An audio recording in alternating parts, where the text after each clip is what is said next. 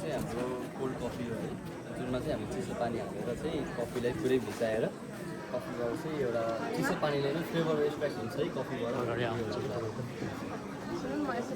Try गरौँ न है यसलाई। कोल्ड कफी हजुर कोल्ड कफी। कति ठाउँमा चाहिँ पोखरा जाँदा पोखरा जाँदा अहिले 3 ठाउँमा छ। हाम्रो बारिसका स्कुल पनि क्याफे चाहिँ 2 ठाउँमा। नमस्कार। कहाँ छ त्यो चेक साइडको हलचोक पुगेको छ एउटा, एउटा चाहिँ जरेगरमा स्ट्रिट नम्बर 33। स्टेट नम्बर कति? 33। मेलन जाँदा जस्तो पर्खेत गर्नु पऱ्यो नि त। हजुर एकदम। हजुरहरूले कुनै यस्तो पहिलो क्याफे हो यो पोखराको पहिलो क्याफे। 33 पोखरा। हजुर। त्यसो भन्दाखेरि फलानु ठाउँमा खाएको यो नेपाली स्वाद चाहिँ त्यहाँ छ भने अटोमेटिक प्रमोट हुन्छ होइन त। 33। अनि त्यसपछि एउटा चाहिँ हलचोकमा।